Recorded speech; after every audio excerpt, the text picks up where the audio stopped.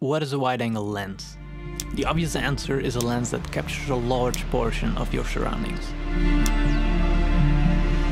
Ask different people when a lens qualifies as a wide-angle, and you'll get varied responses.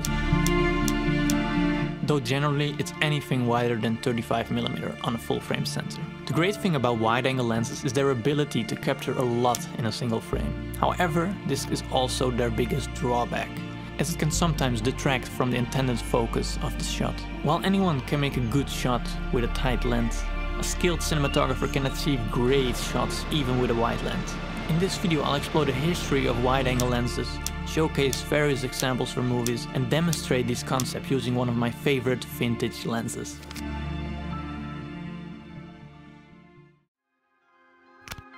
Thomas Sutton, the guy who shot the first ever permanent color photograph and also invented the first SLR camera, developed the first ever wide-angle lens in the 1850s. For this he used this glass sphere filled with water instead of a rotating body that people used at the time to get wide angles. Now the first ever use of a wide-angle lens in cinema is hard to pinpoint. Although the technology technically existed in the 1920s, and it's reasonable to assume that experimental filmmakers used wide lenses, there's no clear record that shows the first use of this type of lens. In the 1950s, the introduction of wide lenses with larger apertures made it more feasible for cinematographers to incorporate wide lenses into cinema. By the 1960s, the frequent and notable use of wide lenses became a hallmark of directors like Stanley Kubrick and Sergio Leone, defining their distinct visual style of that era. Fast forward to a more recent era. An extreme, experimental and uniquely distinctive example from 1995 is Carvai Wong's Fallen Angels. Cinematographer Christopher Doyle chose to shoot the film with a 9.8mm Kino Optik Tigea, further enhanced by a wide-angle adapter, bringing it down to an astonishing 6.8mm. Discover this fascinating detail to watching a video from Watching the Aerial, who did a deep dive into which lens they used for this movie. I highly recommend checking out this video, link is in the description. More recent examples of films utilizing wide angles to amplify the story is The Tree of Life and The Hidden Life, both directed by Terrence Malick, as well as The Revenant, directed by Alejandro Gonzalez. I am not even gonna try to pronounce the last word. This is my absolute favorite vintage lens.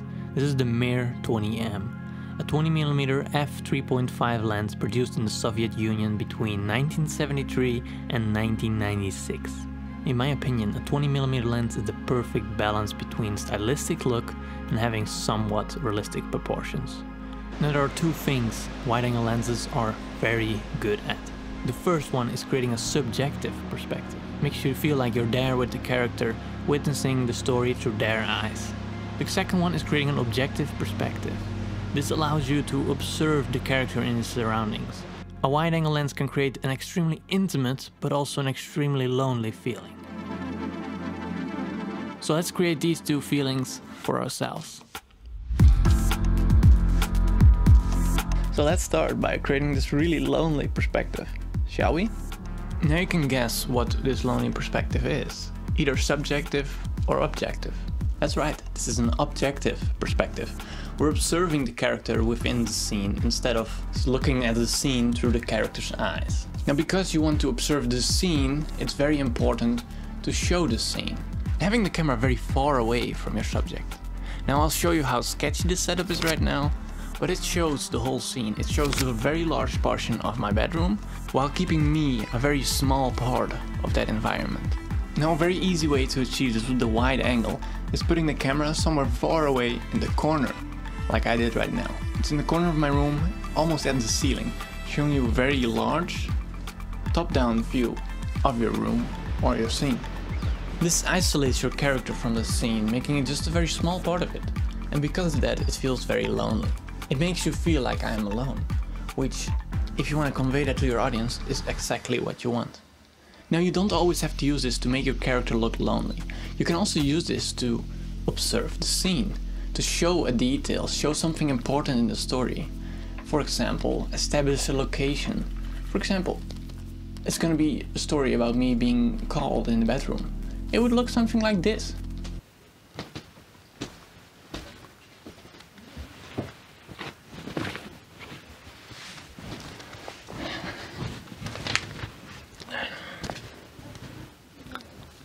Hello? Yeah, I heard that too. Today's video is sponsored by myself. Cine Source is a company I've been building with a friend of mine, and we're basically selling high quality video assets. So far we have a film emulation power grade and a pack of conversion LUTs. You can choose your own camera and transform your footage in something that looks great. Almost all of my videos so far have been color graded with my own assets. If you want to see more of these kinds of videos, that's the best way you can support this channel. Yeah, I'm very bad at acting, but now we're gonna be creating a very intimate perspective. And the easiest way to do it is like this, having the camera very close to your subject. One of the things with intimate perspectives is that it makes you feel close to the character, or it makes you feel like you are the character, shooting from point of view, POV. So if you shoot the character on a wide angle from close up like this, it will amplify the emotions the character is feeling, and because of that, it feels very close and personal. Let's make a little scene with this subjective perspective. We'll start with this angle, we'll use the close-up angle, and we'll use one of the POV angles we can make.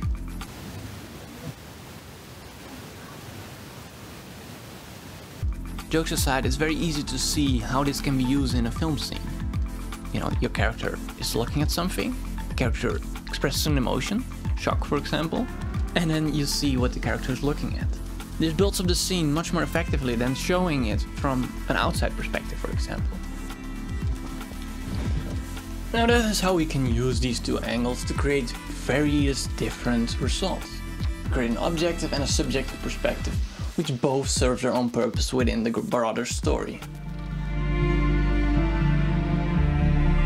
As we've journeyed through the history and application of wide-angle lenses in cinema, it's clear that these lenses offer a unique perspective that significantly influences visual storytelling. Wide-angle lenses capture expansive scenes, immersing the viewer in the story in ways that standard lenses cannot. These lenses allow you to amplify the range of emotions into extremes, from the subjective closeness of character experiences to the objective observation of their environments. The usage of a wide-angle lens can be a hard thing to perfectly execute, but when done right, they give you results unmatched by any other lens.